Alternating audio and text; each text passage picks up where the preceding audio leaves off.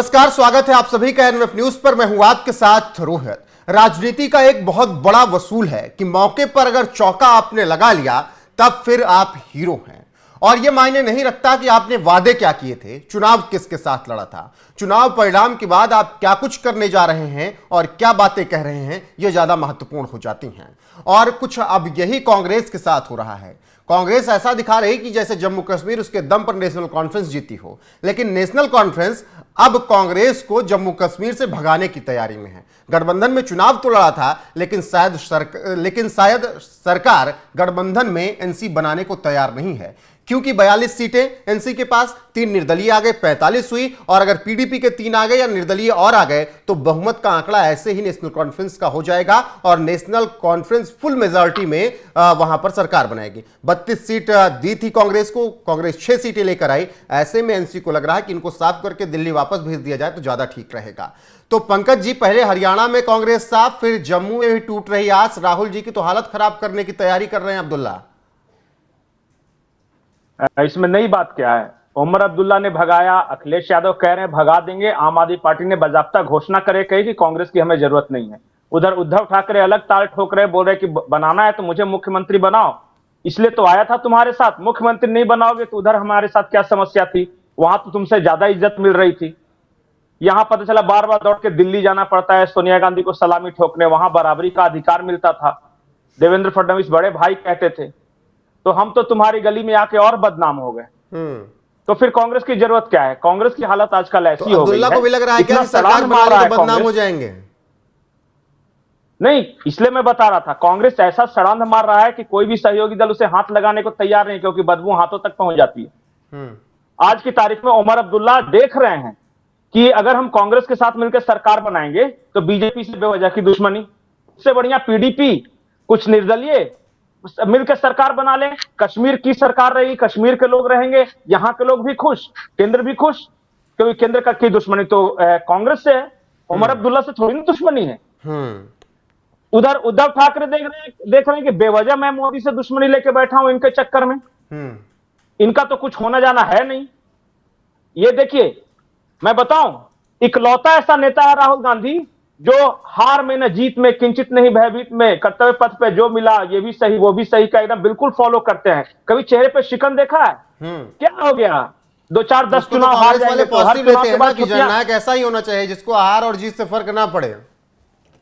बिल्कुल बिल्कुल फर्क नहीं पड़ता। और क्योंकि पता है ना, 2-4-10 चुनाव हारने से इनकी लाइफ पे क्या असर पड़ता है। इनका देखिए, इनका पब का खर्चा, क्लब का खर्चा सब बाप दादा कमा के रख दिया है विदेश में, कोई दिक्कत है नहीं। पार्टी जाए तेलहंडे में, एक 89 साल के बेचारा बुजुर्ग को बैठा के रखा है राष्ट्रीय अध्यक्ष के रूप में, उनका कोई पूछता नहीं। इनके जो पाले हुए पत्रकार, हार के बाद फोटो उनकी लगा दी गई थी हर जगह। हाँ, सुबह सुबह राहुल गांधी की जब जीत रहे थे, और जब हार रहे थे तो खड़गे साहब की। यही इज्जत बच गई है अब कांग्रेस अध्यक्ष की। और तो और इनके पाले हुए पत्रकारों को देखिए, कल से सारे यूट्यूबर्स जो कल तक राहुल गांधी जिंदाबाद जननायक कह रहे थे, आज जी भरकर गालियां दे रहे हैं। कोई केसी वेणुगोपाल को कर रहा है कि अय्याश है, कोई सीधे राहुल गांधी पे अटैक कर रहा है कि ये सुरजेवाला की बात क्यों नहीं कराई हुड्डा से, तो हुड्डा की बात क्यों नहीं कराई कुमारी शैलजा से। अरे भैया, पहले अकल नहीं आई थी?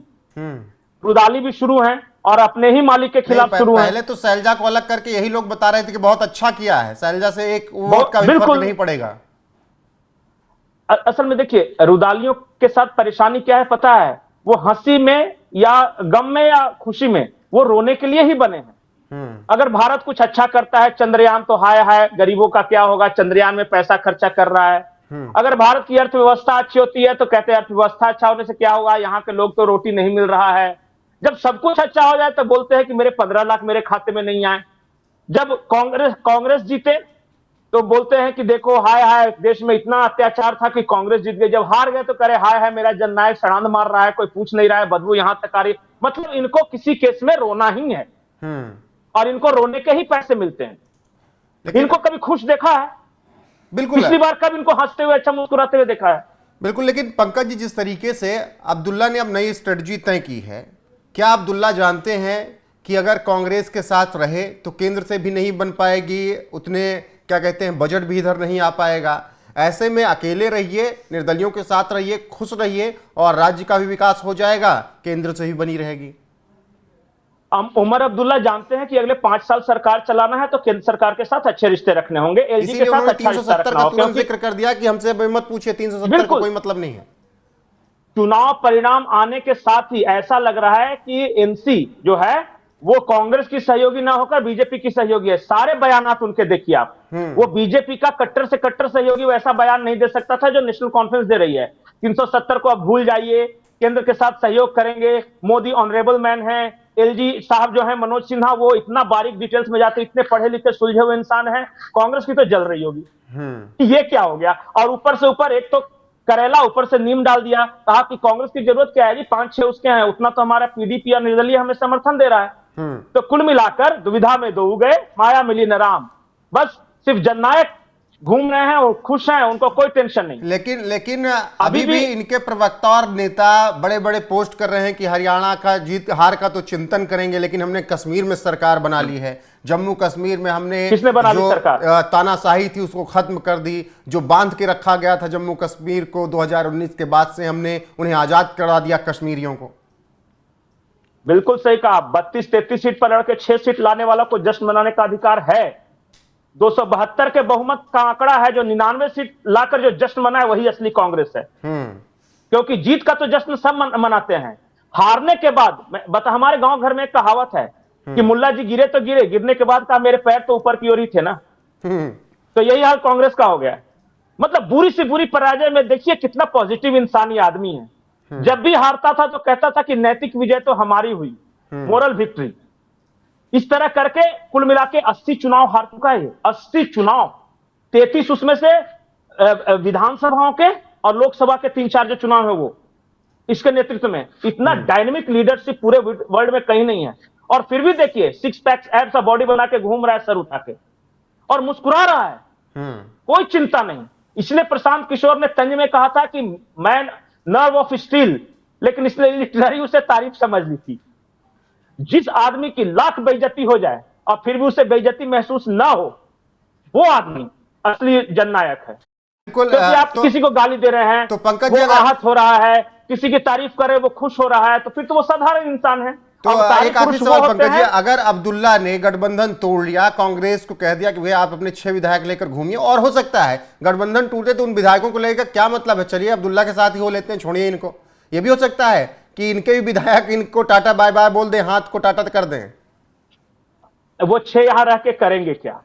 वो देखेंगे कि सर, मैंने कहा ना कि पैसे किसी को बुरे नहीं लगते, खास करके निर्दलियों को तो बिल्कुल बुरे नहीं लगते। किसको सत्ता बुरा लगता है? बिल्कुल। और कांग्रेस तो देखिए, कांग्रेस के आज ही एक बहुत पेट पत्रकार जो कि पेड भी हैं और चाइना से फंडिंग के आरोप भी लगा, वो भी कह रहे थे कि भैया कांग्रेस के साथ रहने में अब तो कोई फायदा है नहीं। तो जिसको कांग्रेस ने इतने दिनों रोटी देकर टुकड़े देकर पाला, अब वो जब भौंकने लगे हैं तो नेता का क्या है?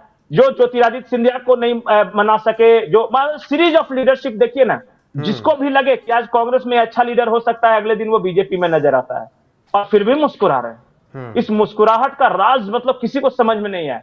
दो ही आदमी इस तरह से मुस्कुराता है, या तो हमेशा नशे में रहे या फिर उसे कोई फर्क नहीं पड़ता। बिल्कुल। और क्योंकि देखिए, हारे या जीते मुझे तो अंत में जाकर विदेशी सेटल होना है। बिल्कुल। और अब तस्वीरें साफ हैं जम्मू कश्मीर से जो आ रही हैं कि अब्दुल्ला बहुत जल्दी बड़ा फैसला ले सकते हैं और उसमें कांग्रेस नजर नहीं आ सकती, ऐसी खबरें आ रही हैं, क्योंकि अब्दुल्ला निर्दलीय और पीडीपी के भरोसे हैं। और हो सकता है अगर निर्दलीय आप गए सब, तो फिर पीडीपी का भी सहारा अब्दुल्ला नहीं लेंगे और वो अकेले सत्ता चलाना चाहेंगे अगले 5 साल तक। पंकज जी, एक ब्रेकिंग न्यूज में दे रहा हूं, ये 32 सीट पे लड़े थे, 6 लाए। झारखंड में भी 32 सीट मांग रहे हैं, सेम आंकड़ा।